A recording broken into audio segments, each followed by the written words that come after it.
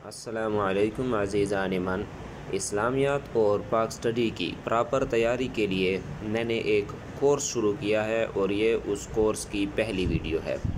یہ جو کتاب آپ دیکھ رہے ہیں یہ فرسٹ ایئر کی کتاب ہے جو کہ ٹیکنیکل کالجز میں پڑھائی جاتی ہے۔ اس میں ابتدائی اسلامیات اور معاشرتی علوم کے اسباق بہت واضح لکھے ہوئے ہیں۔ میں ان میں سے ایم سی کیوز بنا کر آپ کے سامنے رکھنا چاہتا ہوں تاکہ جو اسٹوڈنٹ ٹیسٹوں کی تیاری کر رہے ہیں ان کو بہت واضح اور آسان سلیبس مل سکے، تاکہ رٹا لگانے کی بجائے اسلامیات اور پاک اسٹڈی کو آسانی سے ذہن نشین کیا جا سکے۔ یہ جو انڈر لائن آپ کو لکھائی نظر آ رہی ہے، اس میں سے جو ایم سی کیوز بنتا ہے وہ یہ ہے کہ قرآن کا لفظ جو ہے یہ خالی جگہ سے بنا ہے جس کے معنی ہے تلاوت کرنا یا پڑھنا۔ اگلا سوال ہے قرآن مجید کے مختلف نام جو کہ قرآن اور حدیث میں بیان کیے گئے ہیں کون کون سے ہیں؟ یہ آپ دیکھ سکتے ہیں، قرآن، الکتاب، ہدایت، ذکر، حق، نور، شفا، بیان اور تذکرہ، یہ قرآن مجید کے مختلف نام ہیں۔ قرآن مجید کو کتنی منازل میں تقسیم کیا گیا ہے؟ تو اس کا جواب ہے 7 منازل۔ ان کو یاد کرنے کا طریقہ یہ ہے کہ یہ لفظ یاد کر لیں، فمی بشوک، ٹھیک ہے؟ یہ ویسے ایک فرضی لفظ ہے جو کہ منزلوں کی ترتیب ہمیں بتاتا ہے۔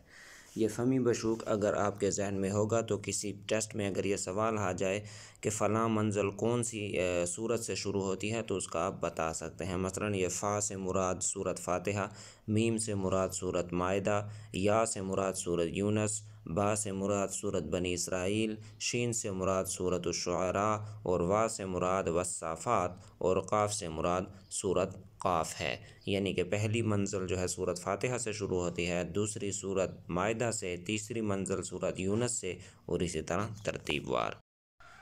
سورت کا خالی جگہ مطلب ہے، سورت کا مطلب ہے شہر کی 4 دیواری، اور یہ مطلب سورت البلد سے لیا گیا ہے۔ سورت قرآن مجید کے ایک محدود حصے کو کہتے ہیں۔ قرآن مجید میں کل 114 صورتیں ہیں اور ان میں سے 86 مکی اور 28 مدنی ہیں۔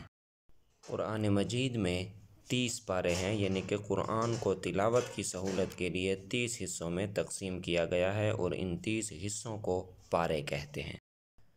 چند آیات پر مشتمل حصہ کو رکوع کہتے ہیں۔ مشہور روایت کے مطابق قرآن مجید میں 540 رکوع ہیں اور یہ سوال کئی بار ٹیسٹ NTS ایٹا میں ریپیٹ ہوا ہے، یہاں تک کہ KPSC کے KPK پبلک سروس کمیشن میں بھی یہ سوال اسلامیات کے پورشن میں ریپیٹ ہوا ہے۔ اگلا نمبر ہے آیات۔ ہر رکوع کو یعنی کہ ابھی جو رکوع کی تعریف کی ہے، ہر رکوع کو مزید حصوں میں تقسیم کیا گیا ہے جن کو آیات کہتے ہیں۔ مشہور روایت کے مطابق قرآن مجید میں کل 6666 آیات ہیں اور یہ سوال ابھی جو 2022 میں KPK پبلک سروس کمیشن کا جو ٹیسٹ ہوا تھا اس میں یہ سوال آیا ہوا ہے اسلامیات کے پورشن میں۔ اور سجدے، قرآن مجید میں کل 14 سجدے ہیں۔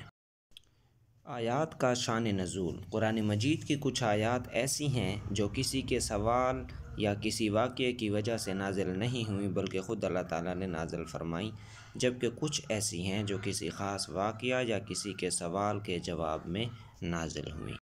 اس واقعے یا سوال کو ان آیات کا شان نزول کہتے ہیں۔ آیات کی کتنی اقسام ہیں؟ تو اس کا جواب ہے 2 اقسام۔ Number 1 محکمات، number 2 متشابہات۔ قرآن مجید میں صورتوں کی کتنی اقسام ہیں؟ تو قرآن مجید میں 2 طرح کی صورتیں ہیں، مکی صورتیں جو مکہ میں نازل ہوئیں اور مدنی صورتیں جو کہ مکہ سے ہجرت کرنے کے بعد مدینہ میں نازل ہوئیں۔ تو مکی صورتیں ایسی صورتیں ہیں جو ہجرت مدینہ سے پہلے نازل ہوئیں، ان کو مکی صورتیں کہا جاتا ہے، اور مکی صورتوں کی تعداد 86 ہے۔ مکی صورتوں کی پہچان کیسے کی جائے؟ تو مکی صورتوں کی پہچان جو ہے درج ذیل ہے۔ نمبر 1، جس صورت میں سجدے کی آیت ہو وہ مکی صورت ہے، سوائے صورت رعد کے وہ مدنی ہے، ٹھیک ہے۔